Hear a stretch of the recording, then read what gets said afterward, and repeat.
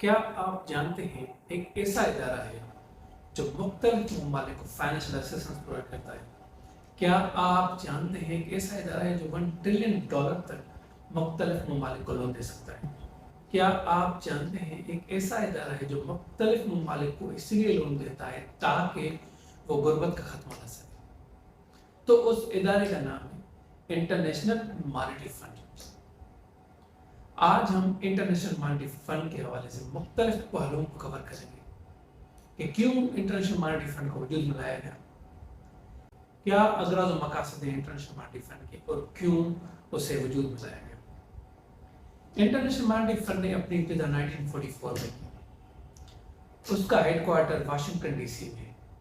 International monetary fund ایک ایسا institution ہے جو مختلف ممالک کو loan and financial assistance provide کرتا ہے۔ تو آئیے ہم دیکھتے ہیں اس کے 4 میجر فنکشنز۔ سب سے پہلا اس کا میجر فنکشن ہے ٹو پرووائڈ فائنینشیل اسسٹنس۔ تو فائنینشیل اسسٹنس کی کیٹیگری میں IMF جن ممالک کا بیلنس آف پیمنٹ کا مسئلہ ہوتا ہے انہیں IMF short term and long term loans provide کرتا ہے اور انہیں فائنینشیل ایڈ بھی پرووائڈ کرتا ہے۔ IMF کا میجر مقصد ریڈیوس پاورٹی ہے، غربت کا خاتمہ ہے۔ تو اسی لیے IMF اپنی پالیسیز اینڈ پروسیجرز اس حساب سے بناتا ہے تاکہ وہ جو ممالک جو بھی ملک اس سے لون لے رہا ہے اس سے فائدہ اٹھا سکے۔ آئیے IMF کے دوسرے میجر فنکشن کو دیکھتے ہیں۔ To provide policy advise on macro economic factors اور میکرو اکنامک کنڈیشنز۔ IMF جو اپنے ممبر ممالک کو لون دیتا ہے، سب سے بڑی جو اس کے پیچھے لاجک ہوتی ہے IMF کی، وہ اس لیے لون دیتا ہے تاکہ جو ممبر ممالک ہیں وہ اپنی اکانومی کو بوسٹ کر سکیں، اوور آل پروڈکشن بڑھا سکیں، ایکسپورٹس بڑھا سکیں اور خود مختار ہو جائیں۔ اور تیسرا اور سب سے بڑی جو لاجک ہے IMF کی لون دینے کی وہ ہے، تیسرا جو سب سے بڑا IMF کا فیکٹر ہے جس کے لیے اسے وجود میں لایا گیا ہے، to act as a forum for international. IMF کے 190 ممبر ممالک ہیں۔ IMF ان سب کو ایک پلیٹ فارم میں لاتا ہے اور انٹرنیشنل کولیبوریشن کے حوالے سے انہیں انکریج کرتا ہے تاکہ وہ ایک دوسرے کے ساتھ ٹریڈ کر سکیں، ایک دوسرے کی اکانومی میں ویلیو ایڈ کر سکیں۔ چوتھا میجر فنکشن ہے to work on a global economic development and provide global economic analysis.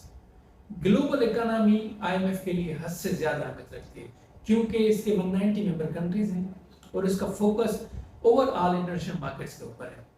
تو IMF چاہتا ہے کہ وہ اوور آل جو گلوبل اکانومی ہے اس کے حساب سے انالیسس پرووائڈ کریں اور اوور آل جو بھی ممالک ہیں تھرو آف دا ورلڈ انہیں پش کرتا ہے، انہیں سجیسٹ کرتا ہے کہ وہ کس طرح سے گلوبل اکانومی ویلیو ایڈیشن کر سکتے ہیں۔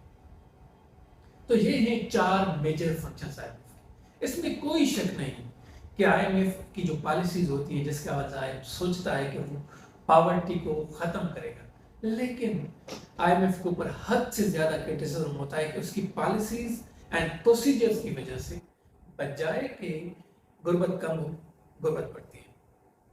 تو اس کا تو مطلب یہ ہوا کہ IMF جو اپنی پالیسیز اور پروسیجرز کے اوپر کام کر رہا ہے بجائے کہ اس میں پازیٹیو ریزلٹس آئیں، نیگیٹو ریزلٹس آ رہے ہیں۔ تو آگے چل کے ہم یہ ڈیٹیل میں چیک کریں گے اور ڈسکشن کریں گے کہ کس طرح سے IMF ان چیزوں میں سکسیسفل ہے یا نہیں۔ آئیے ہم دیکھتے ہیں کہ IMF لون کیوں دیتا ہے۔ 3 اس کے حوالے سے اہم کنسیڈریشنز دی جاتی ہیں۔ سب سے پہلے to tackle the problem of balance of payment. IMF اپنے ممبر ممالک کو اسی لیے لون دیتا ہے تاکہ جو بیلنس آف پیمنٹ کا پرابلم ہے اس سے وہ ممالک کس طرح سے حل کریں، کس طرح سے بیلنس آف پیمنٹ کے مسئلے کا حل نکالیں۔ تو اس کے حوالے سے IMF انہیں لون دیتا ہے۔ بیلنس آف پیمنٹ آخر ہے کیا، کیوں اس کی اتنی اہمیت ہے اور بیلنس آف پیمنٹ کا کیا رول ہے کسی بھی اکانومی میں۔ بیلنس آف پیمنٹ کو آپ سمجھ لیں، it is the record of all the international transactions of entities of one country with the rest of the world during the given time period. Balance of payment اگر surplus ہے یعنی کہ positive ہے پھر تو اکانومی کے لیے بہت اچھا ہے۔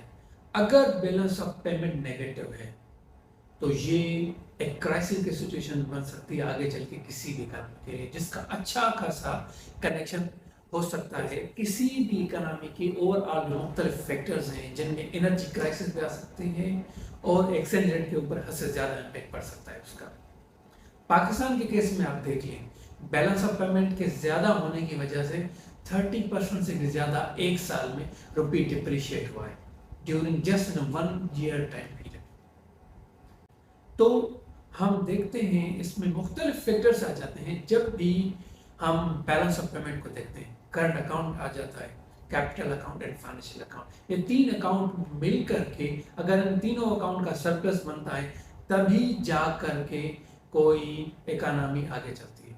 ये जो 3 अकाउंट है, current account, capital account and financial account, अगर ये 3 मिलकर पॉजिटिव बनते हैं तभी कहा जा सकता है कि बैलेंस ऑफ पेमेंट पॉजिटिव और सरप्लस है।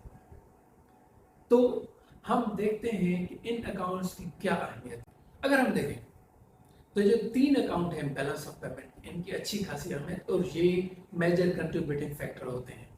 अब हम आगे चलते हैं और देखते हैं दूसरा जो सबसे बड़ा अहम रीज़न है जिसकी वजह से IMF अपने मेंबर ममालिक को लोन दे सकता है, वो है to stabilise the economy of member countries. इसके हवाले से IMF लोन देता है ताकि जो मेंबर ममालिक हैं वो अपनी इकोनॉमी को स्टेबलाइज कर सकें। अगर उसमें कुछ मसले हैं, अगर उनकी इकोनॉमी में कुछ ऐसी इंडस्ट्रीज हैं जिन्हें कॉम्पिटिटिव एडवांटेज है बट फंड्स की शॉर्टेज की वजह से आगे नहीं बढ़ सकती, तो IMF उन ममालिक को गाइड कर सकता है किस तरह से वो अपनी इकोनॉमी को स्टेबलाइज कर सकते हैं।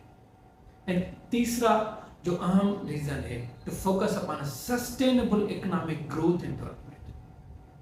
IMF अपने मेंबर ममालिक के लिए ये चीज कंपलसरी करता है कि वो हद से ज्यादा सस्टेनेबल इकोनॉमिक ग्रोथ के ऊपर फोकस कर सके, हद से ज्यादा एक सस्टेनेबल इकोनॉमिक ग्रोथ के ऊपर काम कर सके, क्योंकि सस्टेनेबल इकोनॉमिक ग्रोथ किसी भी इकोनॉमी के लिए वैल्यूएबल रिजल्ट्स लाती है लॉन्ग टर्म में। अगर कोई भी इकोनॉमिक ग्रोथ सस्टेनेबल नहीं है तो उसके अच्छे खासे रिजल्ट नहीं आते फ्यूचर में। इसी लॉजिक को मद्देनजर रखते हुए IMF अपने मेंबर ममालिक के लिए ये चीज कंपलसरी करता है ताकि जो उसके मेंबर ममालिक हैं वो सस्टेनेबल इकोनॉमिक ग्रोथ के ऊपर काम कर सकें। अगर वो सस्टेनेबल इकोनॉमिक ग्रोथ के ऊपर काम नहीं करेंगे then they cannot achieve desired results, और इसकी वजह से वो आगे नहीं बढ़ सकते और वैल्यू क्रिएट नहीं कर सकते। इस बात में कोई शक नहीं कि IMF का जो प्लान है गुर्बत का खात्मा करना उसकी अहम पॉलिसी, लेकिन IMF के ऊपर हद से ज्यादा क्रिटिसिज्म सिर्फ इसीलिए होती है कि IMF की पॉलिसीज एंड प्रोसीजर्स हैं वो बजाय पॉजिटिव इम्पैक्ट लाने के नेगेटिव इम्पैक्ट लाती हैं। तो उसमें एक अहम कॉन्सेप्ट माना जाता है न्यूलिबरलिज्म, यानी कि फ्री मार्केट्स।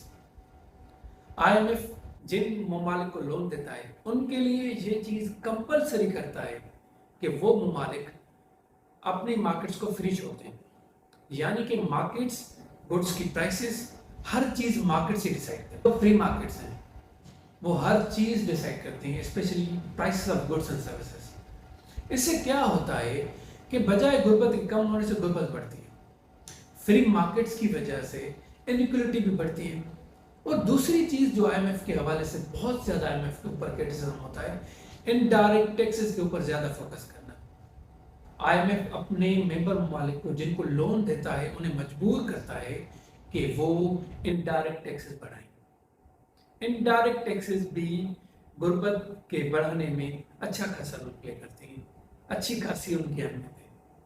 तो बजाय कि IMF अपनी पॉलिसीज प्रोसीजर्स की वजह से कोई पॉजिटिव इम्पैक्ट लाए, वो मेन जो उसकी बात है, जो मेन उसकी कंसिडरेशन है, जो उसके मेन अगराज और मकासद हैं, बजाय कि IMF गुर्बत का खात्मा लाए, लेकिन जो IMF की पॉलिसीज हैं वो गुर्बत को बढ़ाती हैं। इसके हवाले से पाकिस्तान का बेस कैसे 2019 में पाकिस्तान ने IMF से $6 बिलियन का लोन, जो IMF ने $6 बिलियन का पाकिस्तान को लोन दिया, उसके हवाले से IMF ने ऐसी टर्म्स एंड कंडीशंस रखे। उन टर्म्स एंड कंडीशंस और पॉलिसीज की वजह से गुर्बत बढ़ी, सबसे पहली थी इनडायरेक्ट टैक्सेस बढ़ाना, तो पाकिस्तान की गवर्नमेंट ने टैक्सेस इनडायरेक्ट टैक्सेस हद से ज़्यादा बढ़ाए। और दूसरी थी to increase prices of energy. Energy जो है वो मुख्तलिफ जरियों में यूज़ होती है, मुख्तलिफ इंडस्ट्रीज में यूज़ होती है। इट्स डेली लाइफ में भी जो एनर्जी है उसकी अच्छी खासी अहमियत है। तो एनर्जी की प्राइसेस बढ़ाने की वजह से डायरेक्ट उसका इम्पेक्ट हुआ लोगों की इनकम के ऊपर, उनका परचेजिंग पावर कम हुआ।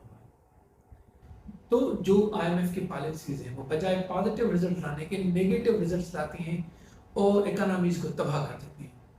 पाकिस्तान और श्रीलंका और इजिप्ट आपके लिए सिनारोज हैं जिनमें IMF की पॉलिसीज ने तबाही मचा दी।